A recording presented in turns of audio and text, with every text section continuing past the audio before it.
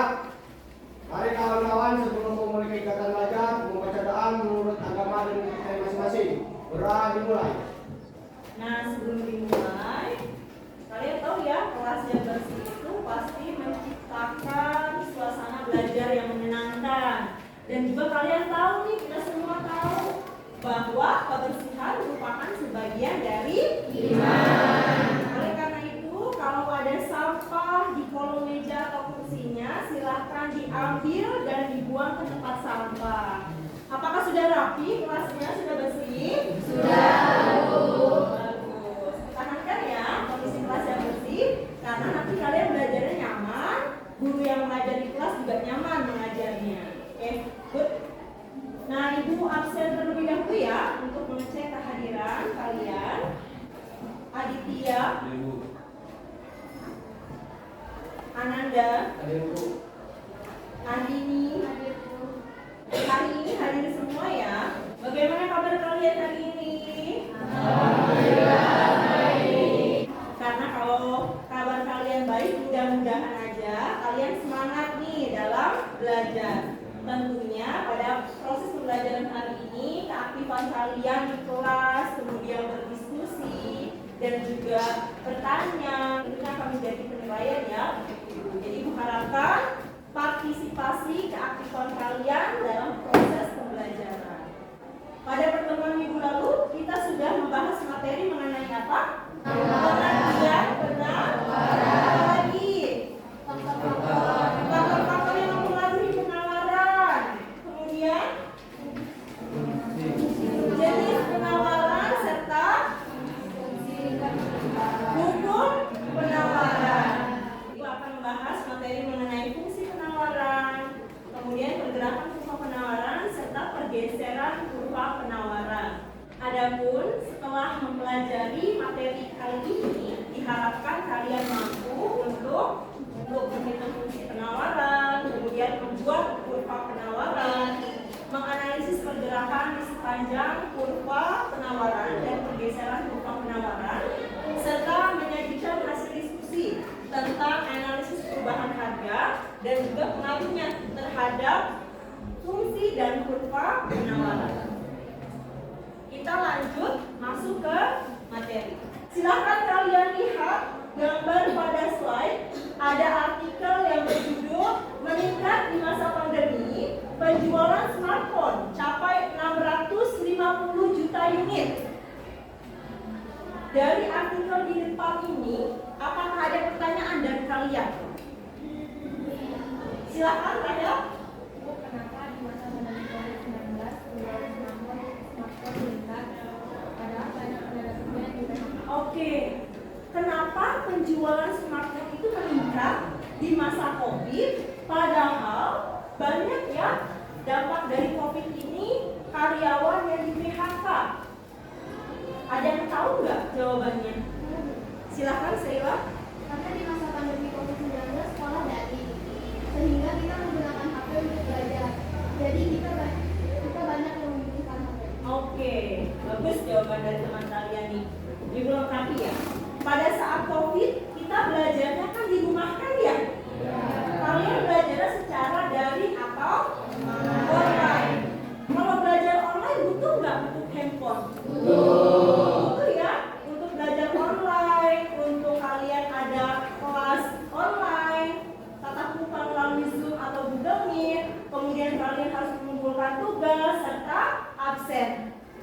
Nah, tentunya di masa COVID, walaupun memang banyak mungkin dari orang tua kalian yang kerja di perusahaan kemudian PHK karena imbas dari COVID, tapi karena permintaan akan handphone, para siswa ini kan butuh nih handphone untuk belajar, maka permintaan handphone tetap tinggi walaupun pada saat situasi COVID. Itulah kenapa walaupun pada saat COVID, penawaran akan handphone itu tetap tinggi dari produsen handphone. Dikarenakan permintaannya itu juga tinggi, kebutuhan akan handphone dari para siswa. Bisa dipahami? Bisa. Oke. Jadi dari gambar ini bisa disimpulkan nih, apa sih fungsi penawaran? Silakan Dina. Fungsi penawaran menunjukkan hubungan antara harga barang dan jumlah barang yang ditawarkan berbanding lurus Oke. Jadi fungsi penawaran ini menunjukkan antara harga dan juga jumlah barang yang ditawarkan oleh produsen itu berbanding lurus atau positif. Kenapa? Karena hukum penawaran berbunyi, jika harga naik, maka jumlah barang yang ditawarkan oleh produsen akan naik. Oleh karena itu, karena sama-sama naik, berbanding lurus atau nilainya positif. Kemudian jika harganya turun, maka jumlah barang yang ditawarkan oleh produsen akan turun. Mengenai fungsi penawaran. Nah, di sini fungsi penawaran ini menunjukkan hubungan antara harga dan barang atau jasa. Pada fungsi penawaran ini selalu berbanding lurus, maka nilainya positif. Nah, penawaran ini merupakan sejumlah barang atau jasa yang ditawarkan oleh produsen pada berbagai tingkat harga dan keadaan tertentu kepada siapa? Konsumen. Untuk fungsi penawaran, di sini fungsi penawaran ini rumusnya, ayo sama-sama. I sama dengan A plus BP atau P sama dengan A plus BI. Nah, keterangannya di sini, I ini merupakan jumlah barang yang ditawarkan, quantity. Kemudian P ini merupakan price atau harga barang yang ditawarkan. A ini merupakan angka konstanta, faktor-faktor lain yang mempengaruhi penawaran bersifat tetap. Serta B ini merupakan slope ya atau koefisien. Sama dengan fungsi permintaan, pada fungsi penawaran juga rumusnya sama. Jadi untuk menentukan berapa sih ini fungsi penawarannya dari suatu barang atau jasa yang mengalami perubahan harga dan perubahan jumlah barang yang ditawarkan. Dihitung dengan rumus P min P1 di P2 min P1 sama dengan P min P1 bagi P2 min P1. P ini apa artinya? Harga produk. Kemudian P1 harga awal produk sebelum mengalami perubahan harga. Kemudian P2 harga setelah mengalami perubahan. Kemudian Q jumlah barang atau jasa. Kemudian Q1 jumlah barang yang ditawarkan sebelum mengalami perubahan. Kemudian Q2 oke, berarti jumlah barang yang ditawarkan setelah mengalami perubahan. Ada contoh soal di sini. Pada saat harga barang Rp60 per unit, jumlah penawarannya adalah 20 unit. Kemudian harga barangnya ini mengalami perubahan, yaitu sebesar Rp80 per unit. Kemudian jumlah penawarannya menjadi naik sebanyak 30 unit. Pertanyaannya, tentukan fungsi penawarannya. Nah, dari sini kalian lihat, berlaku nggak hukum penawaran pada soal ini?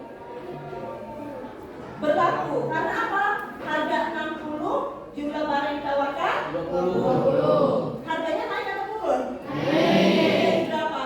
40. Ternyata jumlah barang yang ditawarkan naik atau turun? Naik. Jadi 30. Berarti hukum penawaran berlaku tidak? Berlaku. Berarti kan dimasukin ya, dari diketahui ini dimasukkan ke dalam rumus. Kemudian kita turunkan nih, berarti P min 60. 80 dikurang 60 adalah 20. Sama dengan Q min 20 dibagi 30 diambil 20.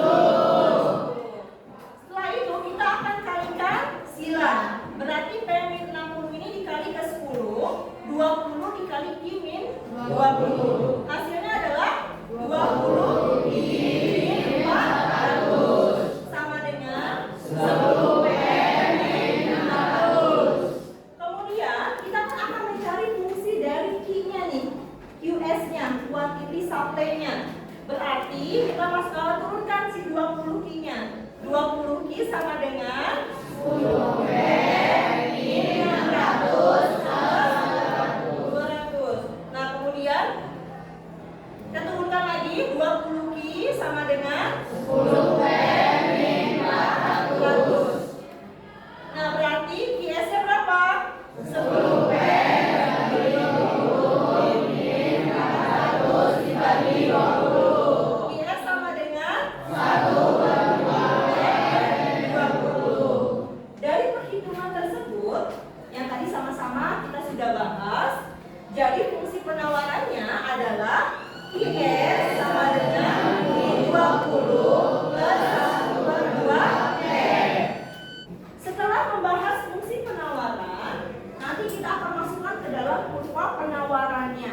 Tapi kalian harus tahu dulu nih, apa sih kurva penawaran?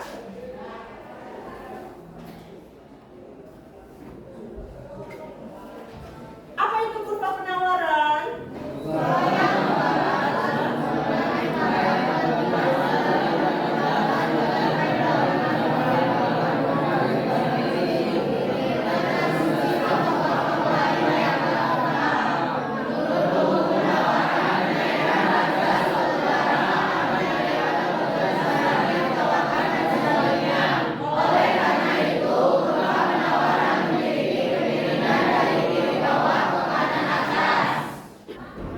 Kurva penawaran juga bisa bergerak.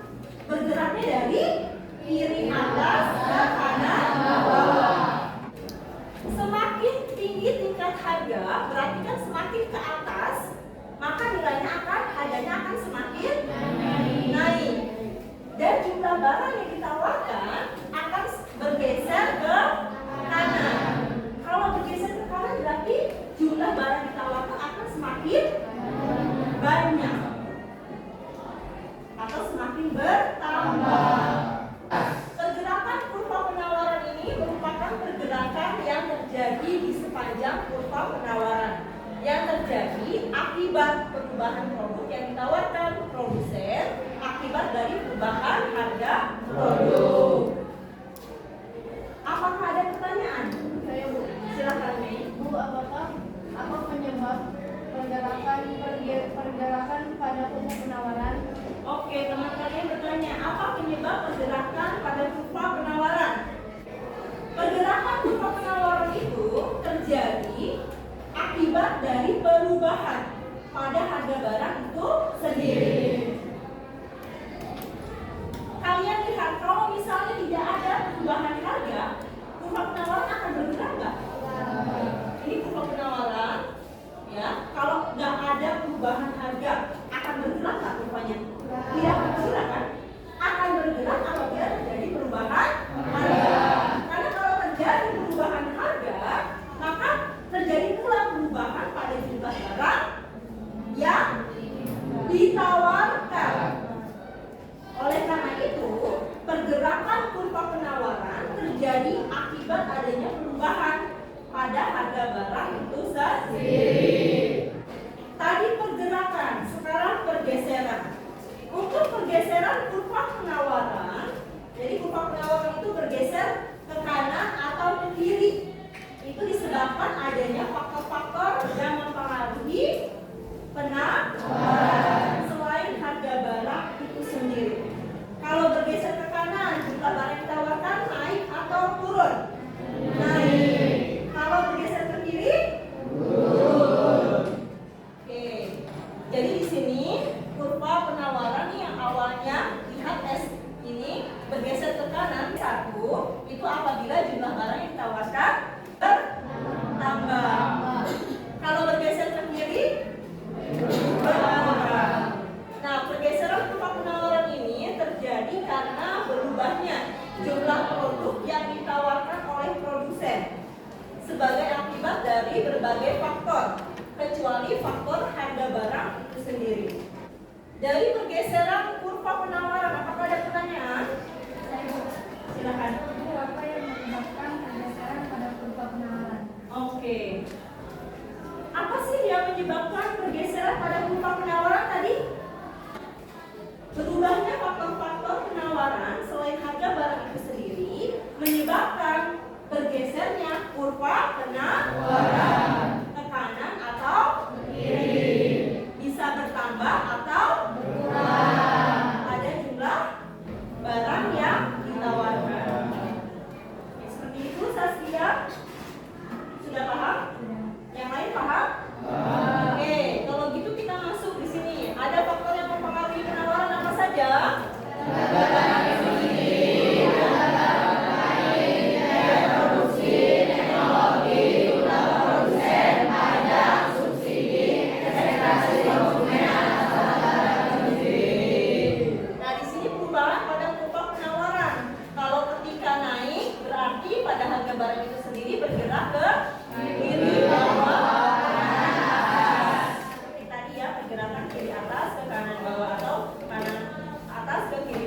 kemudian turun bergerak dari atas ke bawah. Kalau harga barang terkait naik, bergeser ke kiri. Turun, bergeser ke kanan. Biaya produksi jika naik, bergeser ke kiri. Jika turun, bergeser ke kanan. Teknologi jika naik, bergeser ke kanan. Turun, bergeser ke kiri. Jumlah produsen jika naik, bergeser ke kanan. Turun, bergeser ke kiri. Kalau pajak jika naik, bergeser ke kiri. Jika turun, bergeser ke kanan. Pada subsidi jika naik, bergeser ke kanan. Turun, bergeser ke kiri. Untuk ekspektasi konsumen atas jumlah barang yang ditawarkan pada harga barang itu sendiri, jika naik, bergeser ke kiri. Jika turun, bergeser ke kanan. Oke, itulah ya yang menyebabkan pergeseran kurva penawaran ke kanan atau ke kiri disebabkan karena faktor-faktor yang menyebabkan penawaran itu berubah selain harga barang itu sendiri. Baik, karena memang di awal kalian sudah ibu buat kelompok secara heterogen, sudah duduk dengan kelompoknya masing-masing? Kalau gitu ibu akan membagikan LKPD. Silakan dibuka LKPD-nya.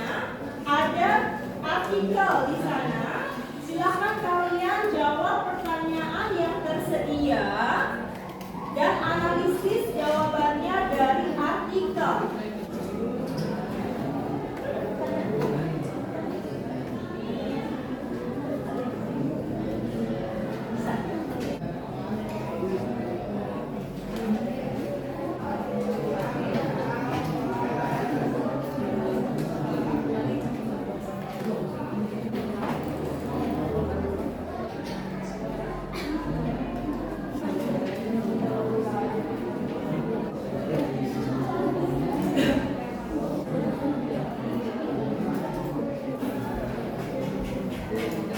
Kalau sudah, berarti masing-masing kelompok silakan untuk mempresentasikan hasil diskusi kelompoknya. Kami dari kelompok 1 ingin menjawab pertanyaan nomor 1.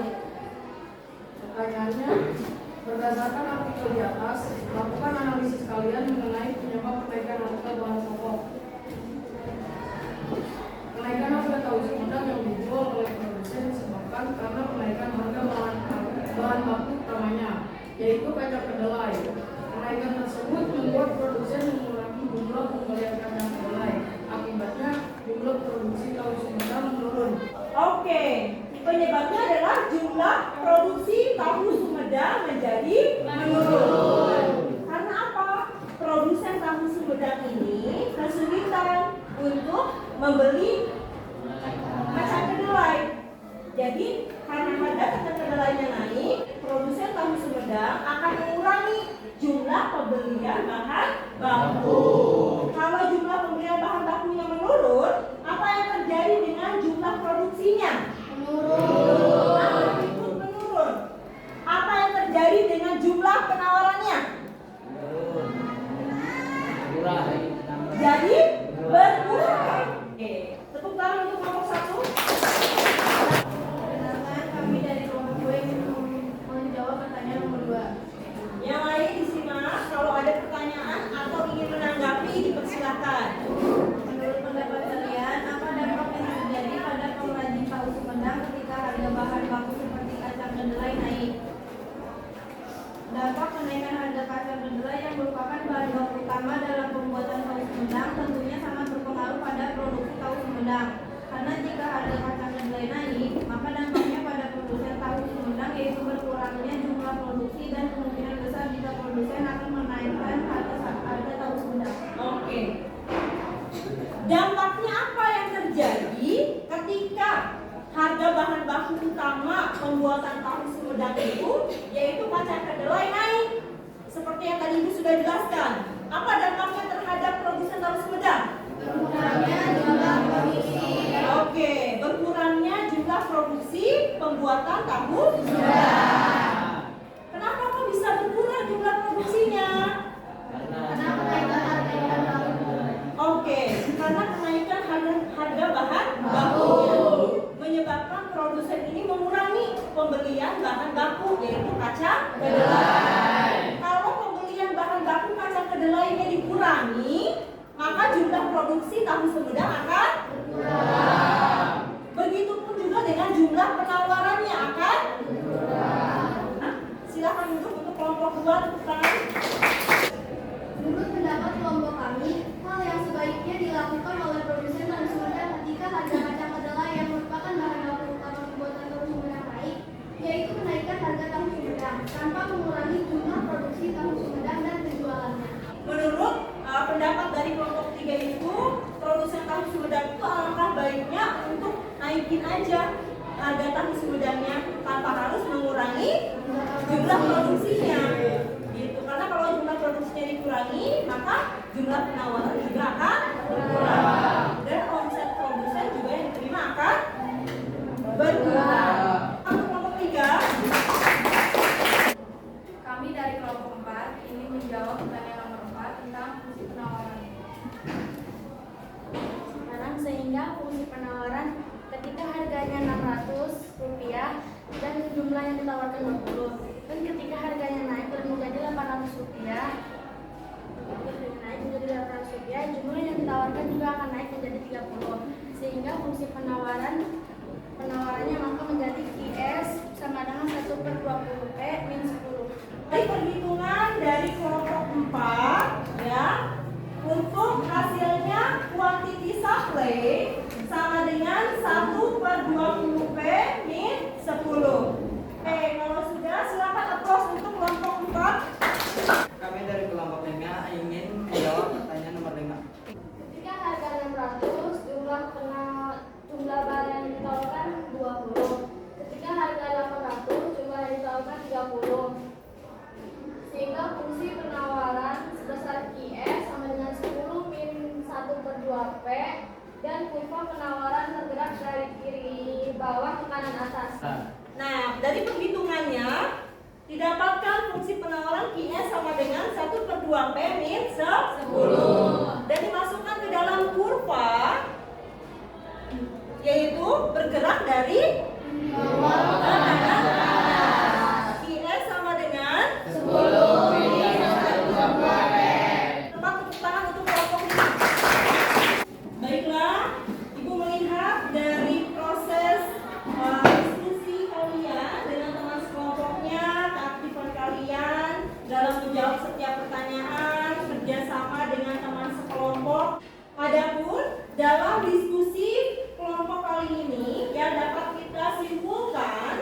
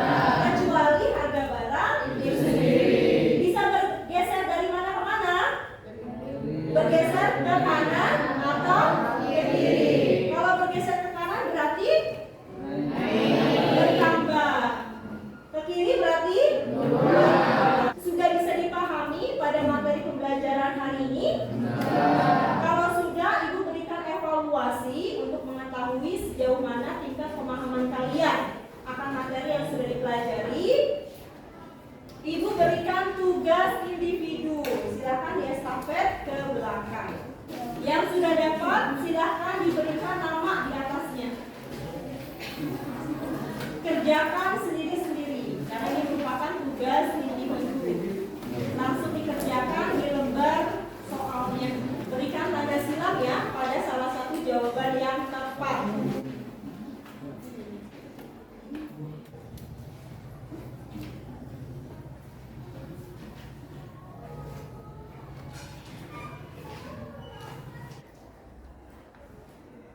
Kalau sudah, silakan untuk dikumpulkan tugas mandirinya, lembarannya di kelompoknya masing-masing. Nanti akan Ibu ambil ya. Adapun untuk pertemuan selanjutnya, Ibu akan membahas materi mengenai struktur pasar. Ya. Dan Ibu harapkan semoga kalian tetap selalu semangat dalam belajar. Karena kalian tahu kalau kalian semangat, maka kalian akan fokus kan untuk mengikuti proses pembelajaran. Efeknya terhadap pemahaman kalian akan paham nggak kalau kalian fokus? Iya.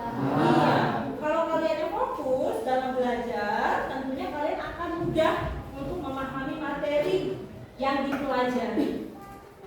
Dan juga mudah-mudahan nilai kalian dalam proses pembelajaran, baik itu diskusi maupun pada proses evaluasi berupa tugas individu, nilainya memuaskan. Terima kasih. Ibu akhiri proses pembelajaran hari ini. Kita tutup dengan berdoa. Silakan ketua kelas untuk memimpin doa. Duduk siap. Mari kawan, sebelum mengakhiri kegiatan, membaca doa menurut agama dan kepercayaan masing-masing. Berdoa dimulai.